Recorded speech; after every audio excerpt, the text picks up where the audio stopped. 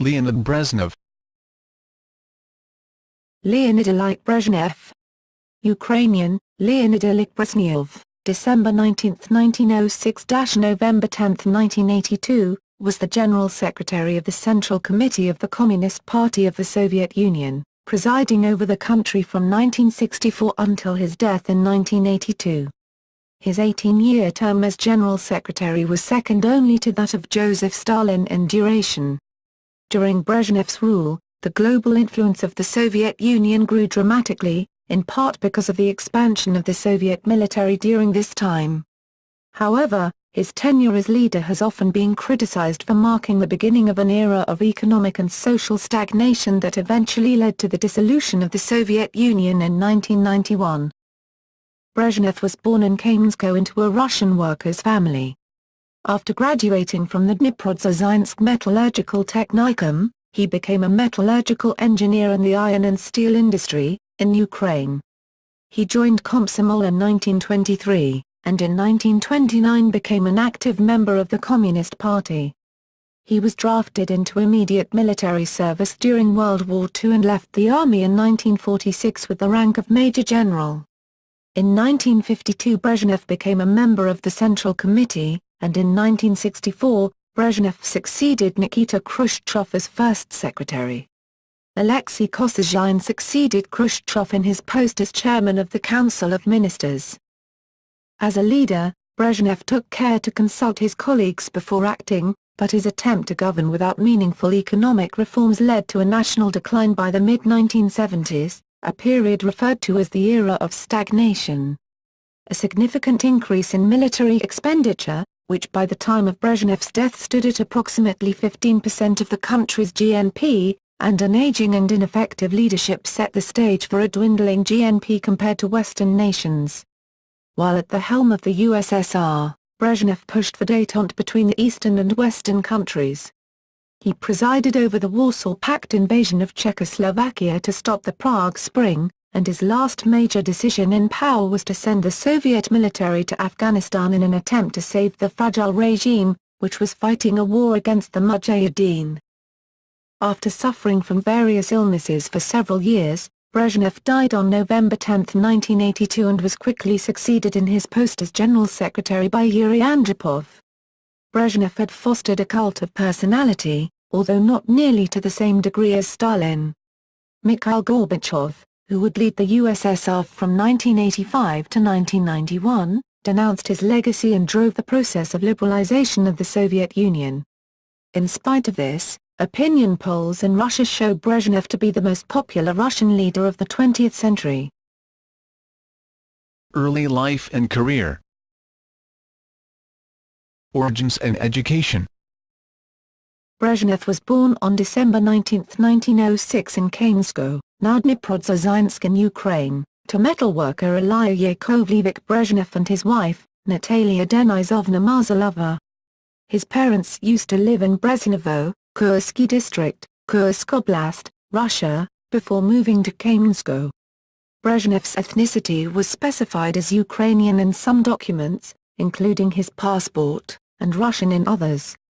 Like many youths in the years after the Russian Revolution of 1917, he received a technical education, at first in land management where he started as a land surveyor and then in metallurgy.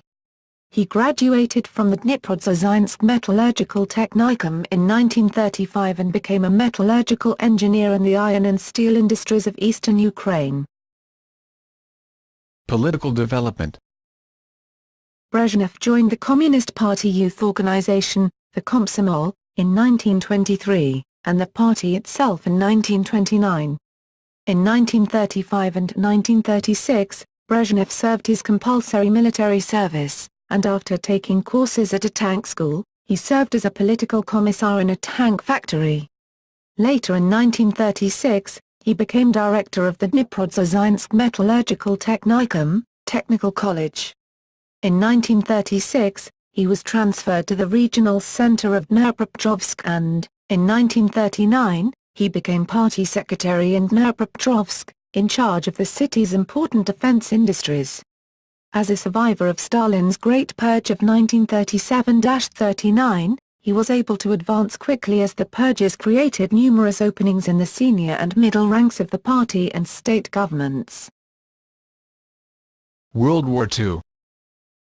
When Nazi Germany invaded the Soviet Union on June 22, 1941, Brezhnev was, like most middle-ranking party officials, immediately drafted. He worked to evacuate Dnipropetrovsk's industries to the east of the Soviet Union before the city fell to the Germans on August 26, and then was assigned as a political commissar. In October, Brezhnev was made Deputy of Political Administration for the Southern Front, with the rank of Brigade Commissar, Colonel. When Ukraine was occupied by the Germans in 1942, Brezhnev was sent to the Caucasus as Deputy Head of Political Administration of the Transcaucasian Front. In April 1943, he became head of the political department of the 18th Army. Later that year, the 18th Army became part of the First Ukrainian Front, as the Red Army regained the initiative and advanced westward through Ukraine. The front's senior political commissar was Nikita Khrushchev, who had supported Brezhnev's career since the pre-war years. Brezhnev had met Khrushchev in 1931, shortly after joining the party, and before long, as he continued his rise through the ranks, he became Khrushchev's protégé. At the end of the war in Europe, Brezhnev was chief political commissar of the Fourth Ukrainian Front, which entered Prague in May 1945, after the German surrender. Immediate post-war.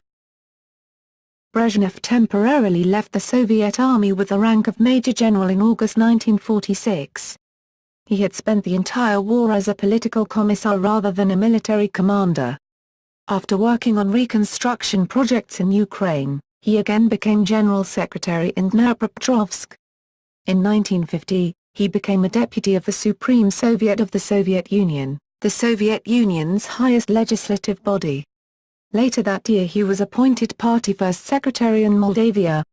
In 1952, he had a meeting with Stalin, after which Stalin promoted Brezhnev to the Communist Party's Central Committee as a candidate member of the Presidium, formerly the Politburo. Stalin died in March 1953, and in the reorganization that followed, the Presidium was abolished and a smaller Politburo reconstituted. Although Brezhnev was not made a Politburo member, he was appointed head of the Political Directorate of the Army and the Navy with the rank of Lieutenant General, a very senior position. Brezhnev's patron Khrushchev succeeded Stalin as General Secretary, while Khrushchev's opponent Molotov succeeded Stalin as Chairman of the Presidium of the Supreme Soviet. Brezhnev sided with Khrushchev against Molotov, but only for several years. On May 7, 1955, Brezhnev was made General Secretary of the Communist Party of the Kazakh SSR. On the surface, his brief was simple: to make the new lands agriculturally productive. In reality, Brezhnev became involved in the development of the Soviet missile and nuclear arms programs, including the Baikonur Cosmodrome.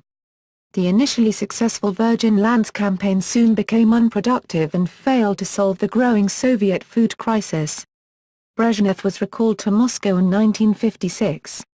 The harvest in the years following the Virgin Lands campaign was disappointing, which would have hurt his political career had he remained in Kazakhstan. In February 1956, Brezhnev returned to Moscow, was made candidate member of the Politburo assigned in control of the defense industry, the space program including the Baikonur Cosmodrome, heavy industry, and capital construction. He was now a senior member of Khrushchev's entourage, and in June 1957, he backed Khrushchev in his struggle with the Molotov-Stalinist Old Guard in the party leadership, the so-called anti-party group. Following the defeat of the Stalinists, Brezhnev became a full member of the Politburo. Brezhnev became second secretary of the Central Committee in 1959, and in May 1960 was promoted to the post of chairman of the Presidium of the Supreme Soviet, making him the nominal head of state, although the real power resided with Khrushchev as first secretary of the Soviet Communist Party. In 1962, Brezhnev became an honorary citizen of Belgrade. Removal of Khrushchev. Until about 1962, Khrushchev's position as party leader was secure. But as the leader aged, he grew more erratic and his performance undermined the confidence of his fellow leaders. The Soviet Union's mounting economic problems also increased the pressure on Khrushchev's leadership. Outwardly, Brezhnev remained loyal to Khrushchev, but he became involved in a 1963 plot to remove the leader from power, possibly playing a leading role. In 1963 also, Brezhnev succeeded Frol Kozlov, another Khrushchev protégé, as Secretary of the Central Committee, positioning him as Khrushchev's likely successor. Khrushchev made him second secretary, literally deputy party leader, in 1964. After returning from Scandinavia and Czechoslovakia in October 1964, Khrushchev, unaware of the plot, went on holiday in Pitsunda Resort on the Black Sea. Upon his return, his Presidium officers congratulated him for his work in office. Anastas Mikoyan visited Khrushchev, hinting that he should not be too complacent about his present situation.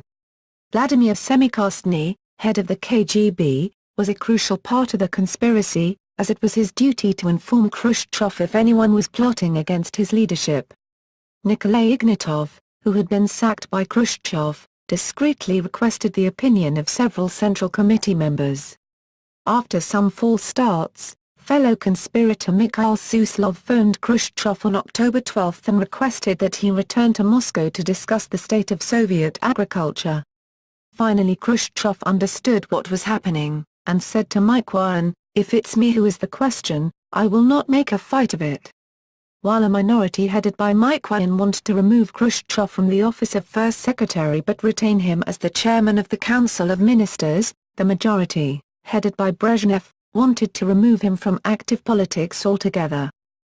Brezhnev and Nikolai Podgorny appealed to the Central Committee, blaming Khrushchev for economic failures, and accusing him of voluntarism and immodest behavior. Influenced by the Brezhnev allies, Politburo members voted to remove Khrushchev from office. In addition, some members of the Central Committee wanted him to undergo punishment of some kind. But Brezhnev, who had already been assured the office of the General Secretary, saw little reason to punish his old mentor further.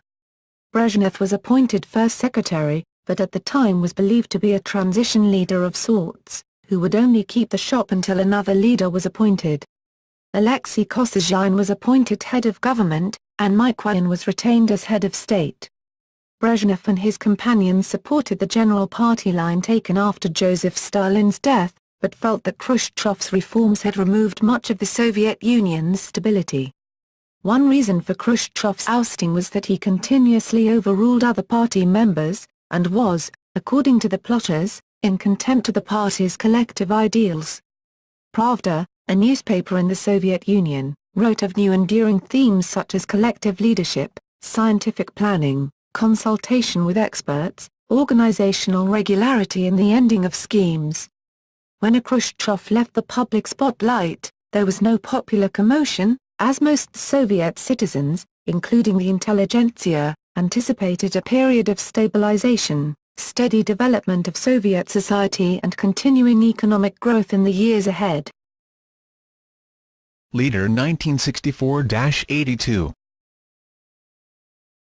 Consolidation of power. Early policy reforms were seen as predictable. In 1964, a plenum of the Central Committee forbade any single individual to hold the two most powerful posts of the country, the office of the General Secretary and the Premier. Former chairman of the State Committee for State Security, KGB, Alexander Shalpin disliked the new collective leadership and its reforms. He made a bid for the supreme leadership in 1965 by calling for restoration of obedience and order. Shalpin failed to gather support in the Presidium and Brezhnev's position was fairly secure. However, he was not able to remove Shalpin from office until 1967. Khrushchev was removed mainly because of his disregard of many high-ranking organizations within the CPSU and the Soviet government. Throughout the Brezhnev era, the Soviet Union was controlled by a collective leadership, officially coined collectivity of leadership at least through the late 1960s and 1970s. The consensus within the party was that the collective leadership prevailed over the supreme leadership of one individual. Th. Rigby argued that by the end of the 1960s, A stable oligarchic system had emerged in the Soviet Union, with most power vested around Brezhnev, Kosygin and Podgorny. While the assessment was true at the time, it coincided with Brezhnev's strengthening of power by means of an apparent clash with Central Committee Secretariat Mikhail Suslov. American Henry A. Kissinger, in the 1960s, mistakenly believed Kosygin to be the dominant leader of Soviet foreign policy in the Politburo. During this period, Brezhnev was gathering enough support to strengthen his position within Soviet politics. In the meantime, Kosygin was in charge of economic administration in his role as chairman of the Council of Ministers. However, Kosygin's position was weakened when he proposed an economic reform in 1965, which was widely referred to as the Kosygin reform within the Communist Party. The reform led to a backlash, and party conservatives continued to oppose Kosygin after witnessing the results of reforms leading up to the Prague Spring. His opponents then flocked to Brezhnev, and they helped him in his task of strengthening his position within the Soviet system. Brezhnev was adept at the politics within the Soviet power structure. He was a team player and never acted rashly or hastily. Unlike Khrushchev, he did not make decisions without substantial consultation with his colleagues, and was always willing to hear their opinions. During the early 1970s, Brezhnev consolidated his domestic position. In 1977, he forced the retirement of Podgorny and became once again chairman of the Presidium of the Supreme Soviet of the Soviet Union, making this position equivalent to that of an executive president. While Kosygin remained premier until shortly before his death in 1980, replaced by Nikolai Tikhonov as premier, Brezhnev was the dominant driving force of the Soviet Union from the mid-1970s to his death in 1982. Domestic policies. Repression. Brezhnev's stabilization policy included ending the liberalizing reforms of Khrushchev, and clamping down on cultural freedom. During the Khrushchev years, Brezhnev had supported the leader's denunciations of Stalin's arbitrary rule, the rehabilitation of many of the victims of Stalin's purges, and the cautious liberalization of Soviet intellectual and cultural policy. But as soon as he became leader, Brezhnev began to reverse this process, and developed an increasingly conservative and regressive attitude. The trial of the writers Yuliy Daniel and Andrei Sinyavsky in 1966, the first such public trials since Stalin's day, marked the reversion to a repressive cultural policy. Under Yuri Andropov, the State Security Service, in the form of the KGB, regained some of the powers it had enjoyed under Stalin, although there was no return to the purges of the 1930s and 1940s, and Stalin's legacy remained largely discredited among the Soviet intelligentsia. By the mid-1970s, there were an estimated 10,000 political and religious prisoners across the Soviet Union, living in grievous conditions and suffering from malnutrition. Many of these prisoners were considered by the Soviet state to be mentally unfit and were hospitalized in mental asylums across the Soviet Union. Under Brezhnev's rule, the KGB infiltrated most, if not all, anti-government organizations, which ensured that there was little to no opposition against him or his power base. Brezhnev did however refrain from the all-out violence seen under the rule of Stalin. Economics. Economic growth until 1973.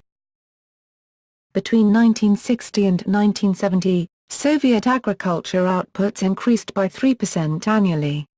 Industry also improved. During the 8th Five-Year Plan, 1966 to 1970, the output of factories and mines increased by 138%, compared to 1960. While the Politburo became aggressively anti-reformist, Kosygin was able to convince both Brezhnev and the Politburo to leave the reformist communist leader Janos Kadar of the People's Republic of Hungary alone because of an economic reform entitled New Economic Mechanism, (NEM), which granted limited permission for the establishment of retail markets. In the People's Republic of Poland, another approach was taken in 1970 under the leadership of Edward Gierek. He believed that the government needed Western loans to facilitate the rapid growth of heavy industry. The Soviet leadership gave its approval for this, as the Soviet Union could not afford to maintain its massive subsidy for the Eastern Bloc in the form of cheap oil and gas exports. However, the Soviet Union did not accept all kinds of reforms, an example being the Warsaw Pact invasion of Czechoslovakia in 1968 in response to Alexander Dubček's reforms. Under Brezhnev, the Politburo abandoned Khrushchev's decentralization experiments. By 1966, 2 years after taking power, Brezhnev abolished the regional economic councils, which were organized to manage the regional economies of the Soviet Union. The Ninth Five-Year Plan delivered a change. For the first time, industrial consumer products outproduced industrial capital goods. Consumer goods such as watches, furniture and radios were produced in abundance. However, the plan still left the bulk of the state's investment in industrial capital goods production. This outcome was not seen as a positive sign for the future of the Soviet state by the majority of top party functionaries within the government. By 1975, consumer goods were expanding 9% slower than industrial capital goods. The policy continued despite Brezhnev's commitment to make a rapid shift of investment to satisfy Soviet consumers and lead to an even higher standard of living. This did not happen. During 1928 to 1973, the Soviet Union was growing economically at a pace that would eventually catch up with the United States and Western Europe. This was true despite the advantage the United States had. The USSR was hampered by Joseph Stalin's bold policy of collectivization and the effects of World War II, which had left most of Western USSR in ruins. In 1973, the process of catching up with the rest of the West came to an abrupt end, and 1973 was seen by some scholars as the start of the era of stagnation. The beginning of the stagnation coincided with the financial crisis in Western Europe and the US.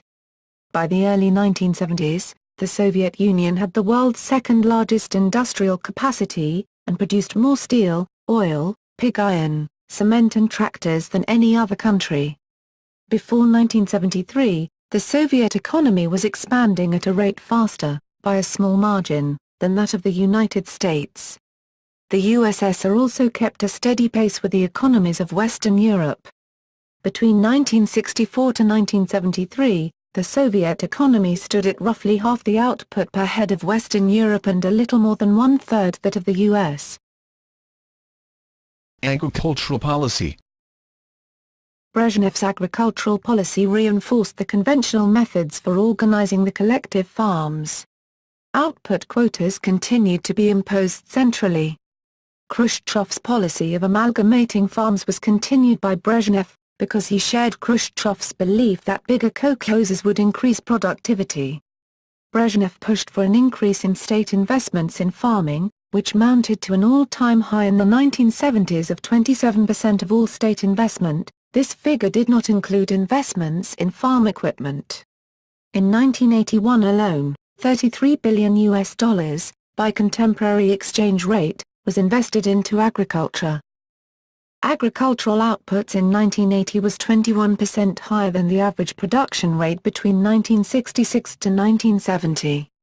Cereal crop outputs increased by 18%. However, these improved results are not encouraging. In the Soviet Union, the criterion for assessing agricultural output was the grain harvest. The import of cereal, which began under Khrushchev, had in fact become a normal phenomenon by Soviet standards. When Brezhnev had difficulties sealing commercial trade agreements with the United States, he went elsewhere, such as to Argentina. Trade was necessary because the Soviet Union's domestic production of fodder crops was severely deficient. Another sector that was hitting the wall was the sugar beet harvest, which had declined by 2% in the 1970s. Brezhnev's way of resolving these issues was to increase state investment. Politburo member Gennady Voronov advocated for the division of each farm's workforce into what he called links. These links would be entrusted with specific functions, such as to run a farm's dairy unit. His argument was that the larger the workforce, the less responsible they felt. This program had been proposed to Joseph Stalin by Andrei Andreev in the 1940s, and had been opposed by Khrushchev before and after Stalin's death. Voronov was also unsuccessful. Brezhnev turned him down, and in 1973 he was removed from the Politburo. Experimentation with links was not disallowed on a local basis, with Mikhail Gorbachev, the then first secretary of the Stavropol Regional Committee, experimenting with links in his region. In the meantime, the Soviet government's involvement in agriculture was, according to Robert Service, otherwise unimaginative and incompetent. Facing mounting problems with agriculture, the Politburo issued a resolution titled, "On the Further Development of Specialization and Concentration of Agricultural Production on the Basis of Inter-Farm Cooperation and Agro-Industrial Integration." The resolution ordered colchoses close to each other to collaborate in their efforts to increase production. In the meantime, the state's subsidies to the food and agriculture sector did not prevent bankrupt farms from operating. Rises in the price of produce were offset by rises in the cost of oil and other resources. By 1977, oil cost 84% more than it did in the late 1960s. The cost of other resources had also climbed by the late 1970s. Brezhnev's answer to these problems was to issue two decrees, one in 1977 and one in 1981, which called for an increase in the maximum size of privately owned plots within the Soviet Union to half a hectare. These measures removed important obstacles for the expansion of agricultural output, but did not solve the problem. Under Brezhnev, private plots yielded 30% of the national agricultural production when they only cultivated 4% of the land. This was seen by some as proof that decollectivization was necessary to prevent Soviet agriculture from collapsing, but leading Soviet politicians shrank from supporting such drastic measures due to ideological and political interests. The underlying problems were the growing shortage of skilled workers, a wrecked rural culture, the payment of workers in proportion to the quantity rather than the quality of their work, too large farm machinery for the small collective farms, and the roadless countryside. In the face of this, Brezhnev's only options were schemes such as large land reclamation and irrigation projects, or of course, radical reform. Economic stagnation. The era of stagnation, a term coined by Mikhail Gorbachev, was seen as the result of a compilation of factors, including the ongoing arms race between the two superpowers, the Soviet Union and the United States. The decision of the Soviet Union to participate in international trade, thus abandoning the idea of economic isolation, while ignoring the changes occurring in Western societies. The increasing harshness of its policies, such as sending Soviet tanks to crush the Prague Spring in 1968. The intervention in Afghanistan. The stifling domestic bureaucracy overseen by a cadre of elderly men. The lack of economic reform. The political corruption, supply bottlenecks, and other unaddressed structural problems with the economy under Brezhnev's rule. Social stagnation domestically was stimulated by the growing demands of unskilled workers, labor shortages and a decline in productivity and labor discipline. While Brezhnev, albeit sporadically, through Alexei Kosygin, attempted to reform the economy in the late 1960s and 1970s, he ultimately failed to produce any positive results. One of these reforms was the economic reform of 1965, initiated by Kosygin, though its origins are often traced back to the Khrushchev era. The reform was cancelled by the Central Committee, though the committee admitted that economic problems did exist.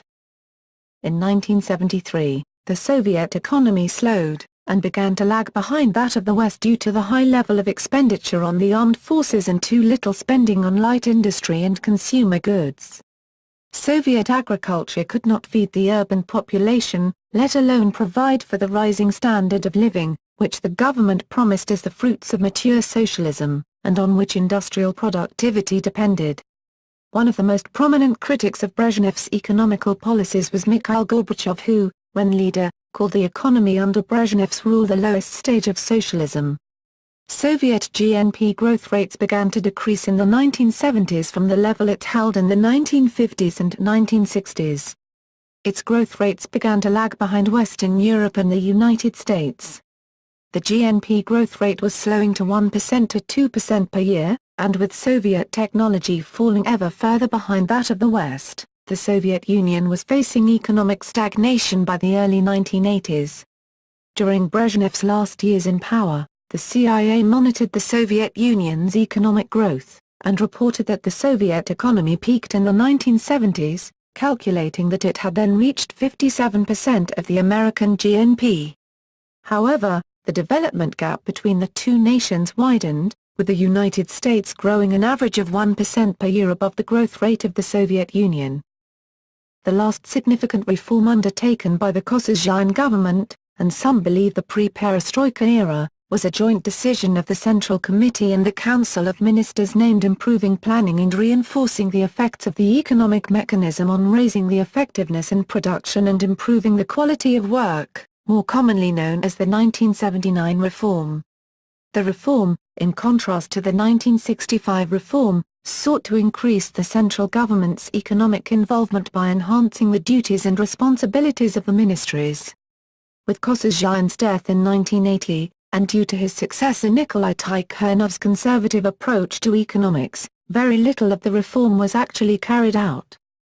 The 11th five-year plan of the Soviet Union delivered a disappointing result, a change in growth from 5 to 4%. During the earlier 10th five-year plan, they had tried to meet the target of 6.1% growth, but failed. Brezhnev was able to defer economic collapse by trading with Western Europe and the Arab world.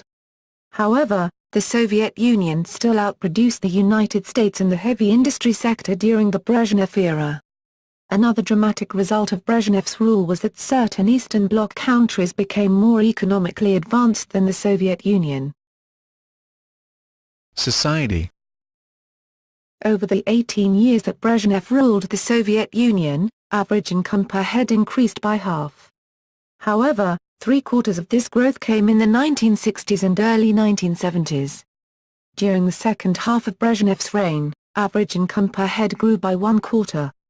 In the first half of the Brezhnev period, income per head increased by 3.5% per annum. Slightly less growth than what it had been the previous years. This can be explained by Brezhnev's reversal of most of Khrushchev's policies. Consumption per head rose by an estimated 70% under Brezhnev, but with three-quarters of this growth happening before 1973 and only one-quarter in the second half of his rule. Most of the increase in consumer production in the early Brezhnev era can be attributed to the Kosygin reform. When the USSR's economic growth stalled in the 1970s, the standard of living and housing quality improved significantly. Instead of paying more attention to the economy, the Soviet leadership under Brezhnev tried to improve the living standard in the Soviet Union by extending social benefits. This led to an increase, though a minor one, in public support. The standard of living in the Russian Soviet Federative Socialist Republic, RSFSR, had fallen behind that of the Georgian Soviet Socialist Republic, GSSR, and the Estonian Soviet Socialist Republic, ESSR, under Brezhnev. This led many Russians to believe that the policies of the Soviet government were hurting the Russian population. The state usually moved workers from one job to another, which ultimately became an ineradicable feature in Soviet industry. Government industries such as factories, mines and offices were staffed by undisciplined personnel who put a great effort into not doing their jobs. This ultimately led, according to Robert Service, to a work-shy workforce. The Soviet government had no effective countermeasure because of the country's lack of unemployment. While some areas improved during the Brezhnev era, the majority of civilian services deteriorated and living conditions for Soviet citizens fell rapidly. Diseases were on the rise because of the decaying healthcare system. The living space remained rather small by First World standards, with the average Soviet person living on 13.4 square meters.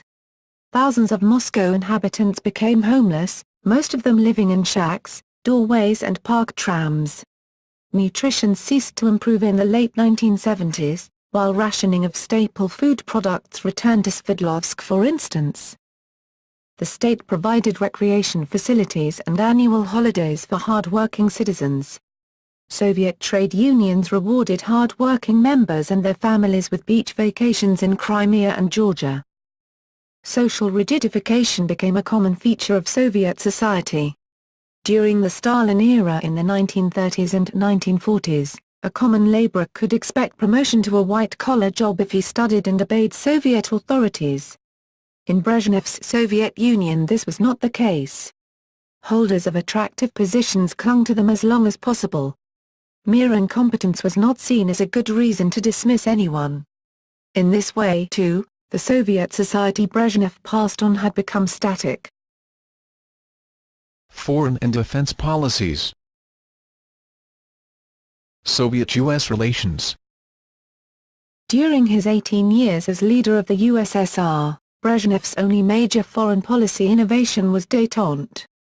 However, this did not differ much from the Khrushchev thaw, a domestic and foreign policy relaxation started by Nikita Khrushchev. Historian Robert Service sees détente simply as a continuation of Khrushchev's foreign policy. Despite some increased tension under Khrushchev, East-West relations had generally improved, as evidenced by the partial test ban treaty, the Helsinki Accords and the installation of the red telephone line between the White House and the Kremlin. But Brezhnev's détente policy differed from that of Khrushchev in two ways. The first was that it was more comprehensive and wide-ranging in its aims, and included signing agreements on arms control, crisis prevention, East-West trade, European security and human rights. The second part of the policy was based on the importance of equalizing the military strength of the United States and the Soviet Union. Defense spending under Brezhnev between 1965 and 1970 increased by 40%, and annual increases continued thereafter. In the year of Brezhnev's death in 1982, 15% of GNP was spent on the military. By the mid-1970s, it had become clear that Henry Kissinger's policy of détente towards the Soviet Union had failed. The détente had rested on the assumption that a linkage of some type could be found between the two countries, with the U.S. hoping that the signing of SALT I and an increase in Soviet-U.S. trade would stop the aggressive growth of communism in the Third World. This did not happen, and the Soviet Union started funding the communist guerrillas who fought actively against the U.S. during the Vietnam War. The U.S. lost the Vietnam War and at the same time lost Cambodia, Laos and Vietnam to communism. After Gerald Ford lost the presidential election to Jimmy Carter, American foreign policies became more hostile towards the Soviet Union and the communist world, though attempts were also made to stop funding for some repressive anti-communist governments the United States supported. While at first standing for a decrease in all defense initiatives, the later years of Carter's presidency would increase spending on the U.S. military. In the 1970s, the Soviet Union reached the peak of its political and strategic power in relation to the United States. The First SALT Treaty effectively established parity in nuclear weapons between the two superpowers, the Helsinki Treaty legitimized Soviet hegemony over Eastern Europe, and the United States' defeat in Vietnam and the Watergate scandal weakened the prestige of the United States. Brezhnev and Nixon also agreed to pass the Anti-Ballistic Missile Treaty, which banned both countries to design systems that would intercept incoming missiles so that neither the US or the Soviet Union would be tempted to strike the other without the fear of retaliation. The Soviet Union extended its diplomatic and political influence in the Middle East and Africa. The Vietnam War. Nikita Khrushchev had initially supported North Vietnam out of fraternal solidarity, but as the war escalated he had urged the North Vietnamese leadership to give up the quest of liberating South Vietnam. He continued by rejecting an offer of assistance made by the North Vietnamese government, and instead told them to enter negotiations in the United Nations Security Council. After Khrushchev's ousting, Brezhnev resumed aiding the communist resistance in Vietnam. In February 1965, Kosygin traveled to Hanoi with a dozen Soviet Air Force generals and economic experts. During the Soviet visit, President Lyndon B. Johnson had authorized U.S. bombing raids on North Vietnamese soil in retaliation for a recent attack by the Viet Cong. Johnson privately suggested to Brezhnev that he would guarantee an end to South Vietnamese hostility if Brezhnev would guarantee a North Vietnamese one. Brezhnev was interested in this offer initially, but after being told by Andrei Gromyko that the North Vietnamese government was not interested in a diplomatic solution to the war, Brezhnev rejected the offer. The Johnson administration responded to this rejection by expanding the American presence in Vietnam, but later invited the USSR to negotiate a treaty concerning arms control. The USSR simply did not respond, initially because Brezhnev and Kosygin were fighting over which of them had the right to represent the USSR abroad, but later because of the escalation of the dirty war in Vietnam. In early 1967, Johnson offered to make a deal with Ho Chi Minh, and said he was prepared to end U.S. bombing raids in North Vietnam if Ho ended his infiltration of South Vietnam. The U.S. bombing raids halted for a few days and Kosygin publicly announced his support for this offer. The North Vietnamese government failed to respond however, and because of this, the U.S. continued its raids in North Vietnam. The Brezhnev leadership concluded from this event that seeking diplomatic solutions to the ongoing war in Vietnam was hopeless. Later in 1968, Johnson invited Kosygin to the United States to discuss ongoing problems in Vietnam and the arms race. The summit was marked by a friendly atmosphere, but there were no concrete breakthroughs by either side. In the aftermath of the Sino-Soviet border conflict, the Chinese continued to aid the North Vietnamese regime, but with the death of Minh in 1969, China's strongest link to Vietnam was gone. In the meantime, Richard Nixon had been elected President of the United States. While having been known for his anti-communist rhetoric, Nixon said in 1971 that the U.S. must have relations with Communist China. His plan was for a slow withdrawal of U.S. troops from Vietnam, while still retaining the government of South Vietnam. The only way he thought this was possible was by improving relations with both Communist China and the USSR. He later made a visit to Moscow to negotiate a treaty on arms control in the Vietnam War, but on Vietnam nothing could be agreed. On his visit to Moscow, Nixon and Brezhnev signed the SALT I, marking the beginning of the détente era, which would be proclaimed a new era of peaceful coexistence that would replace the hostility that existed during the Cold War. Sino-Soviet relations. Soviet foreign relations with the People's Republic of China quickly deteriorated after Nikita Khrushchev's attempts to reach a rapprochement with more liberal Eastern European states such as Yugoslavia and the West. When Brezhnev consolidated his power base in the 1960s, China was descending into crisis because of Mao Zedong's Cultural Revolution, which led to the decimation of the Communist Party of China and other ruling offices. The Brezhnev leadership, who promoted the idea of stabilization, could not comprehend why Mao would start such a self-destructive drive to finish the socialist revolution, according to himself. At the same time, Brezhnev had problems of his own. The Czechoslovakian leadership were also deviating from the Soviet model. In the aftermath of the Soviet invasion of Czechoslovakia, the Soviet leadership proclaimed the Brezhnev Doctrine, which said the USSR had the right to intervene in any fraternal communist state that did not follow the Soviet model. This doctrine increased tension not only with the Eastern Bloc, but also the Asian communist states. By 1969, relations with other communist countries had deteriorated to a level where Brezhnev was not even able to gather 5 of the 14 ruling communist parties to attend an international conference in Moscow. In the aftermath of the failed conference, the Soviets concluded there were no leading center of the international communist movement. Later in 1969, Chinese forces started the Sino-Soviet border conflict. The Sino-Soviet split had chagrined Premier Alexei Kosygin a great deal, and for a while refused to accept its irrevocability. He briefly visited Beijing in 1969 due to the increase of tension between the USSR and China. By the early 1980s, both the Chinese and the Soviets were issuing statements calling for a normalization of relations between the two states. The conditions given to the Soviets by the Chinese were the reduction of Soviet military presence in the Sino-Soviet border and the withdrawal of Soviet troops in Afghanistan and the Mongolian People's Republic and to support for the Vietnamese invasion of Cambodia. Brezhnev responded in his March 1982 speech in Tashkent where he called for the normalization of relations.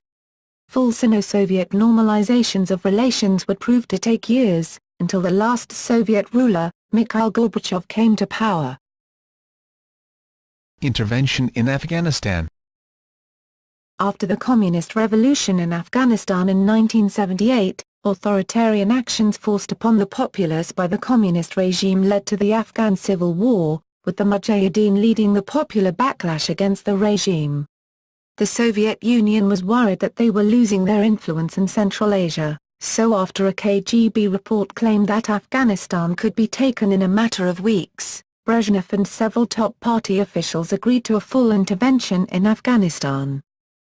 Parts of the Soviet military establishment were opposed to any sort of active Soviet military presence in Afghanistan, believing that the Soviet Union should leave Afghan politics alone.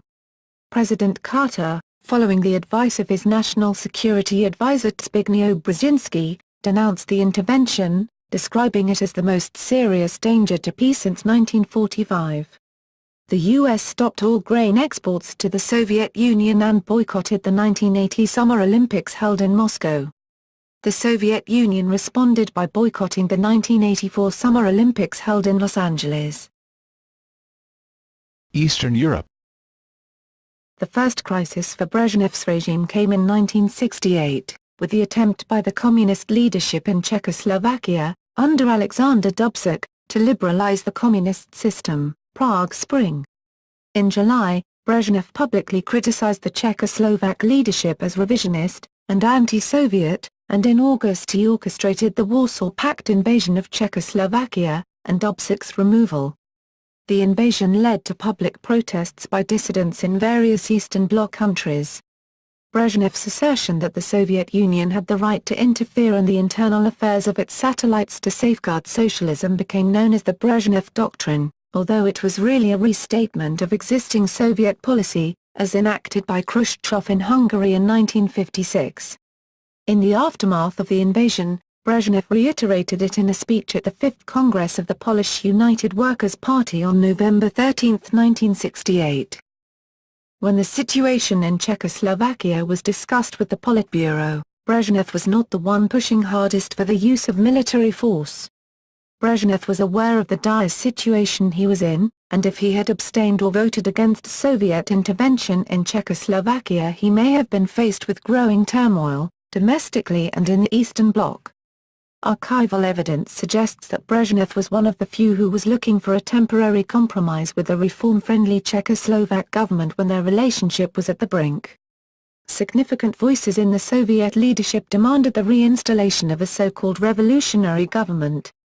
After the military intervention in 1968, Brezhnev met with Czechoslovak reformer Bohumil Simon, then a member of the Politburo of the Czechoslovak Communist Party, and said, "If I had not voted for Soviet armed assistance to Czechoslovakia you would not be sitting here today, but quite possibly I wouldn't either." In the early 1980s a political crisis emerged in Poland with the emergence of the Solidarity mass movement. By the end of October, Solidarity had 3 million members, and by December, had 9 million. In a public opinion poll done by the Polish government, 89% of the respondents supported Solidarity. With the Polish leadership split on what to do, the majority did not want to impose martial law, as suggested by Wojciech Jaruzelski. The Soviet Union and the Eastern Bloc was unsure how to handle the situation, but Erich Honecker of East Germany pressed for military action. In a formal letter to Brezhnev, Honecker proposed a joint military measure to control the escalating problems in Poland. A CIA report suggested the Soviet military were mobilizing for an invasion. In 1980 representatives from the Eastern Bloc nations met at the Kremlin to discuss the Polish situation. Brezhnev eventually concluded that it would be better to leave the domestic matters of Poland alone for the time being, reassuring the Polish delegates that the USSR would intervene only if asked to. With domestic matters escalating out of control in Poland, Wojciech Jaruzelski imposed a state of war, the Polish version of martial law, on December 12, 1981. Cult of personality. The last years of Brezhnev's rule were marked by a growing personality cult. His love of medals, he received over 100, was well known, so in December 1966, on his 60th birthday, he was awarded the Hero of the Soviet Union. Brezhnev received the award, which came with the Order of Lenin and the Gold Star, 3 more times in celebration of his birthdays. On his 70th birthday he was awarded the rank of Marshal of the Soviet Union, the highest military honor in the Soviet Union. After being awarded the medal, he attended an 18th Army Veterans meeting, dressed in a long coat and saying, "Attention, Marshal's coming." He also conferred upon himself the rare Order of Victory in 1978, the only time the decoration was ever awarded outside of World War II. This medal was posthumously revoked in 1989 for not meeting the criteria for citation. Brezhnev's weakness for undeserved medals was proven by his poorly written memoirs recalling his military service during World War II, which treated the little-known and minor Battle of Novorossiysk as the decisive military theater. Despite the apparent weaknesses of his memoirs, they were awarded the Lenin Prize for Literature and were met with critical acclaim by the Soviet press. The book was however followed by two other books, one on the Virgin Lands campaign. Brezhnev's vanity made him the victim of many political jokes. Nikolai Podgorny warned him of this, but Brezhnev replied, "If they are poking fun at me, it means they like me." It is now believed by Western historians and political analysts that the books were written by some of his court writers. Brezhnev's personality cult was growing outrageously at a time when his health was in decline. His physical condition was deteriorating. He had become addicted to sleeping pills and had begun drinking to excess and smoking heavily. Over the years he had become overweight. From 1973 until his death, Brezhnev's central nervous system underwent chronic deterioration and he had several minor strokes. In 1975 he suffered his first heart attack. When receiving the Order of Lenin, Brezhnev walked shakily and fumbled his words. According to one American intelligence expert, United States officials knew for several years that Brezhnev had suffered from severe arteriosclerosis and believed he had suffered from other unspecified ailments as well. In 1977 American intelligence officials publicly suggested that Brezhnev had also been suffering from gout, leukemia and emphysema. Yevgeny Shazov, the chief of the 4th Directorate of the Ministry of Health, had to keep doctors by Brezhnev's side at all times, and Brezhnev was brought back from near death on several occasions. At this time, most senior officers of the CPSU wanted to keep Brezhnev alive, even if such men as Mikhail Suslov, Dmitry Ustinov and Andrei Gromyko, among others, were growing increasingly frustrated with his policies. However, they did not want to risk a new period of domestic turmoil that might be caused by his death. At about this time First World commentators started guessing Brezhnev's heirs apparent. The most notable candidates were Suslov and Andrei Kirilenko, who were both older than Brezhnev, and Fyodor Kulikov and Konstantin Chnenko, who were younger. Kulikov died of natural causes in 1978. Brezhnev kissed many politicians, the iconic case was the Honecker kiss. Last years and death. For the last 2 years Brezhnev was only a figurehead. His health worsened in the winter of 1981-82. In the meantime, the country was governed by Andrei Gromyko, Dmitry Ustinov, Mikhail Suslov and Yuri Andropov, and crucial Politburo decisions were made in his absence. While the Politburo was pondering the question of who would succeed, all signs indicated that the ailing leader was dying. The choice of the successor would have been influenced by Suslov, but he died at the age of 79 in January 1982. Andropov took Suslov's seat in the Central Committee Secretariat. By May, it became obvious that Andropov would try to make a bid for the office of the General Secretary. He, with the help of fellow KGB associates, started circulating rumors that political corruption had become worse during Brezhnev's tenure as leader, in an attempt to create an environment hostile to Brezhnev in the Politburo. Andropov's actions showed that he was not afraid of Brezhnev's wrath. Brezhnev rarely appeared in public during the spring, summer and the autumn of 1982. The Soviet government claimed that Brezhnev was not seriously ill, but he was surrounded by doctors. He suffered a severe stroke in May 1982, but refused to relinquish office. During mid-autumn on November 7, 1982, despite his failing health, Brezhnev was present standing on Lenin's mausoleum during the annual military parade in demonstration of workers commemorating the anniversary of the October Revolution. The event would also mark Brezhnev's final public appearance before his dying 3 days later after suffering a heart attack. He was honored with a state funeral, which was followed with a 5-day period of nationwide mourning. He was buried in the Kremlin Wall necropolis in Red Square. National and international statesmen from around the globe attended his funeral. His wife and family attended. His daughter Galina Brezhnev outraged spectators by not showing up in somber garb. Brezhnev on the other hand was dressed for burial in his marshal's uniform, along with all his medals. Legacy. Brezhnev presided over the Soviet Union for longer than any other person except Joseph Stalin. He is often criticized for the prolonged era of stagnation, in which fundamental economic problems were ignored and the Soviet political system was allowed to decline. During Mikhail Gorbachev's tenure as leader there was an increase in criticism of the Brezhnev years, such as claims that Brezhnev followed a fierce neo-Stalinist line. The Gorbachevian discourse blamed Brezhnev for failing to modernize the country and to change with the times, although in a later statement Gorbachev made assurances that Brezhnev was not as bad as he was made out to be, saying, "Brezhnev was nothing like the cartoon figure that is made of him now." The intervention in Afghanistan, which was one of the major decisions of his career, also significantly undermined both the international standing and the internal strength of the Soviet Union. In Brezhnev's defense, it can be said that the Soviet Union reached unprecedented and never repeated levels of power, prestige, and internal calm under his rule. Brezhnev has fared well in opinion polls when compared to his successors and predecessors in Russia. However, in the West he is most commonly remembered for starting the economic stagnation that triggered the dissolution of the Soviet Union. In an opinion poll by VTSIOM in 2007 the majority of Russians wanted to live during the Brezhnev era rather than any other period of Soviet-Russian history during the 20th century.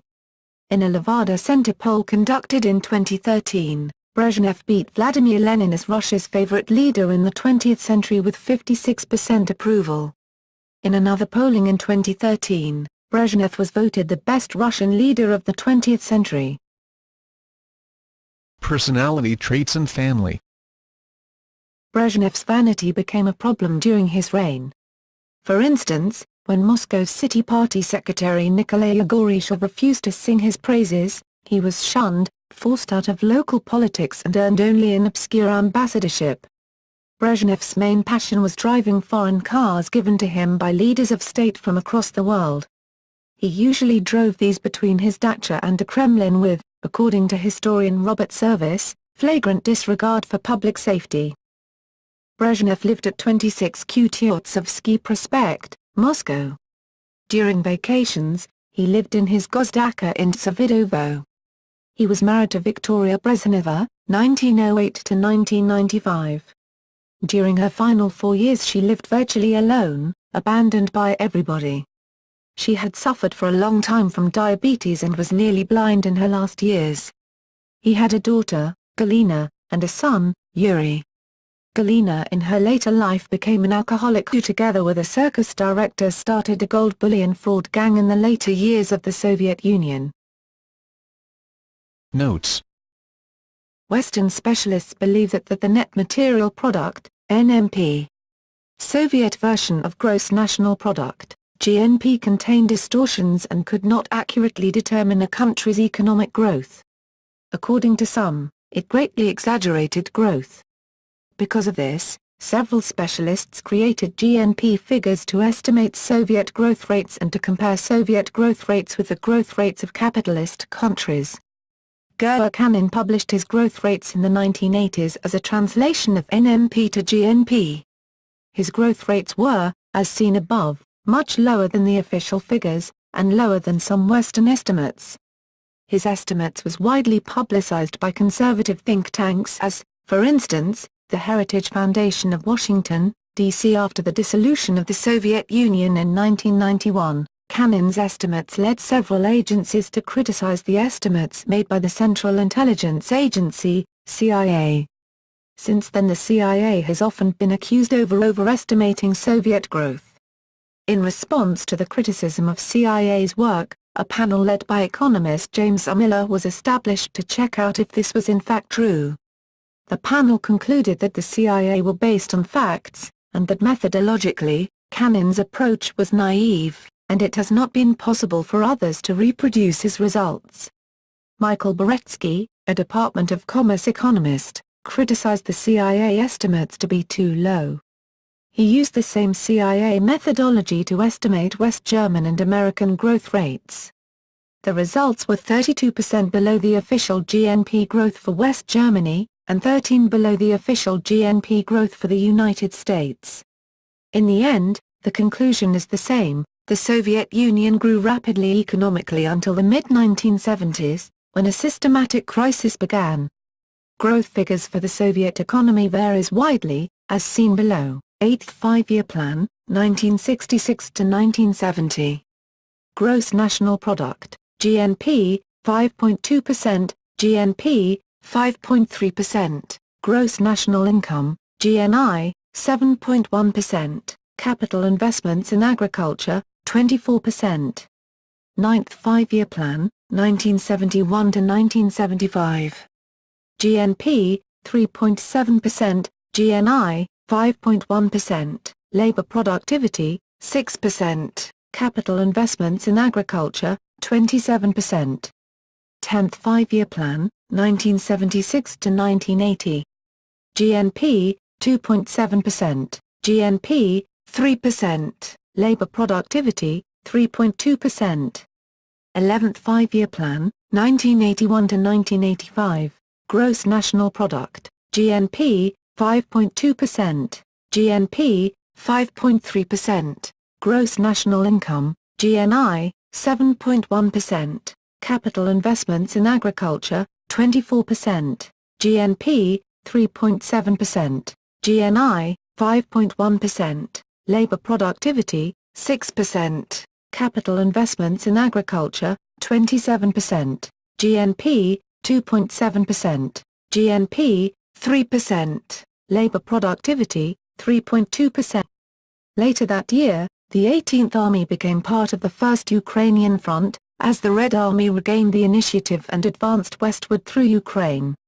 The front's senior political commissar was Nikita Khrushchev, who had supported Brezhnev's career since the pre-war years. Brezhnev had met Khrushchev in 1931, shortly after joining the party, and before long, as he continued his rise through the ranks, he became Khrushchev's protégé.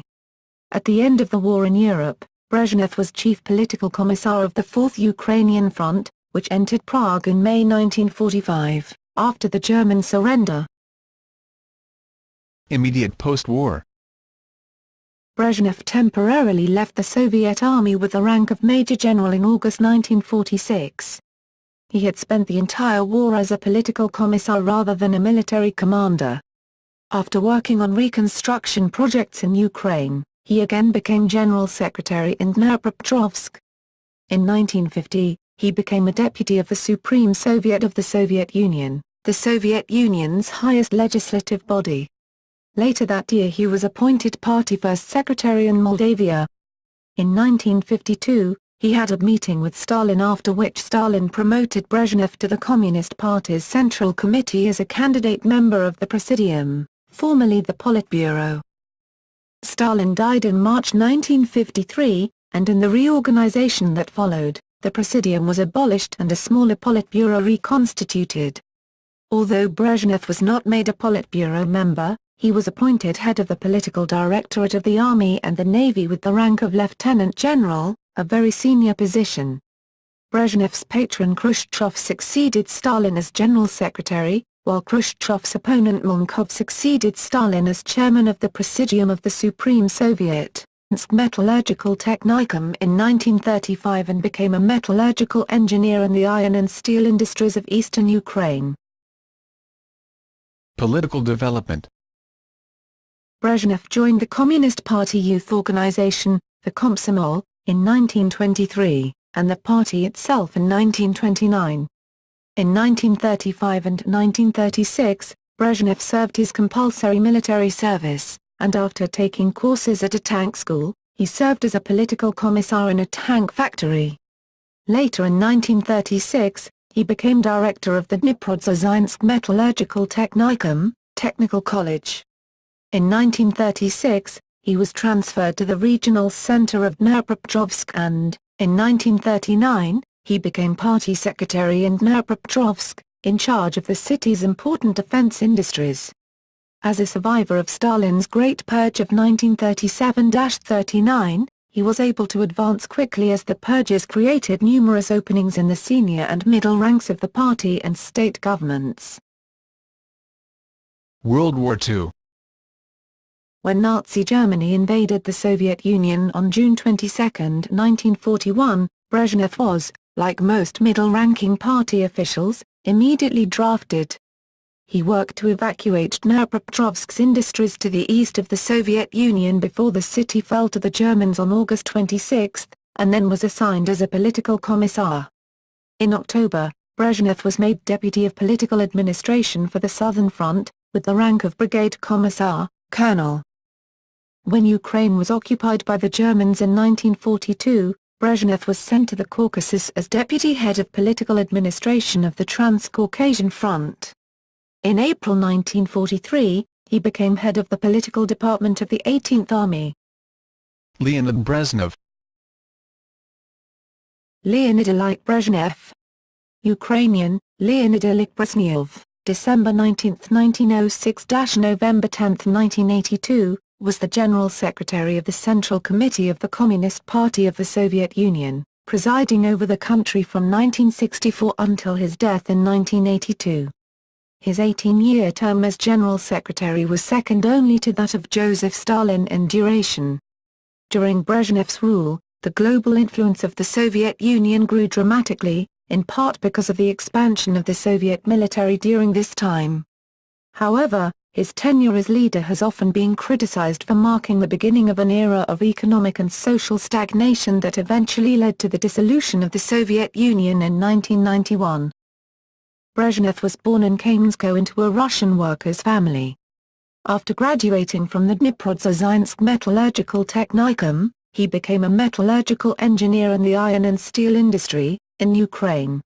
He joined Komsomol in 1923, and in 1929 became an active member of the Communist Party. He was drafted into immediate military service during World War II and left the army in 1946 with the rank of Major General. In 1952 Brezhnev became a member of the Central Committee, and in 1964, Brezhnev succeeded Nikita Khrushchev as first secretary. Alexei Kosygin succeeded Khrushchev in his post as chairman of the Council of Ministers. As a leader, Brezhnev took care to consult his colleagues before acting, but his attempt to govern without meaningful economic reforms led to a national decline by the mid-1970s, a period referred to as the era of stagnation. A significant increase in military expenditure, which by the time of Brezhnev's death stood at approximately 15% of the country's GNP, and an aging and ineffective leadership set the stage for a dwindling GNP compared to Western nations. While at the helm of the USSR, Brezhnev pushed for détente between the Eastern and Western countries. He presided over the Warsaw Pact invasion of Czechoslovakia to stop the Prague Spring, and his last major decision in power was to send the Soviet military to Afghanistan in an attempt to save the fragile regime, which was fighting a war against the Mujahideen.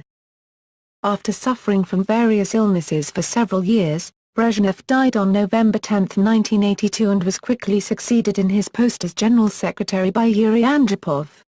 Brezhnev had fostered a cult of personality, although not nearly to the same degree as Stalin.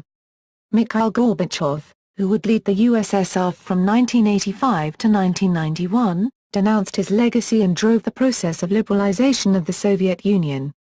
In spite of this, opinion polls in Russia show Brezhnev to be the most popular Russian leader of the 20th century. Early life and career. Origins and education. Brezhnev was born on December 19, 1906 in Kamenskoe, now Dnipropetrovsk in Ukraine, to metalworker Ilya Yakovlevich Brezhnev and his wife, Natalia Denisovna Marzalova. His parents used to live in Brezhnevo, Kursk district, Kursk Oblast, Russia, before moving to Kamenskoe. Brezhnev's ethnicity was specified as Ukrainian in some documents, including his passport, and Russian in others. Like many youths in the years after the Russian Revolution of 1917, he received a technical education, at first in land management where he started as a land surveyor and then in metallurgy. He graduated from the Dniprodzozyne. Brezhnev sided with Khrushchev against Molotov, but only for several years. On May 7, 1955, Brezhnev was made General Secretary of the Communist Party of the Kazakh SSR. On the surface, his brief was simple: to make the new lands agriculturally productive. In reality, Brezhnev became involved in the development of the Soviet missile and nuclear arms programs, including the Baikonur Cosmodrome. The initially successful Virgin Lands campaign soon became unproductive and failed to solve the growing Soviet food crisis. Brezhnev was recalled to Moscow in 1956. The harvest in the years following the Virgin Lands campaign was disappointing, which would have hurt his political career had he remained in Kazakhstan. In February 1956, Brezhnev returned to Moscow, was made candidate member of the Politburo assigned in control of the defense industry, the space program including the Baikonur Cosmodrome, heavy industry, and capital construction.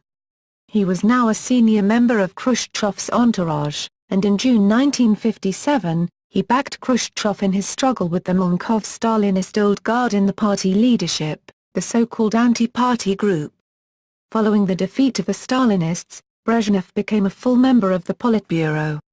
Brezhnev became second secretary of the Central Committee in 1959, and in May 1960 was promoted to the post of chairman of the Presidium of the Supreme Soviet, making him the nominal head of state, although the real power resided with Khrushchev as first secretary of the Soviet Communist Party. In 1962, Brezhnev became an honorary citizen of Belgrade. Removal of Khrushchev. Until about 1962, Khrushchev's position as party leader was secure. But as the leader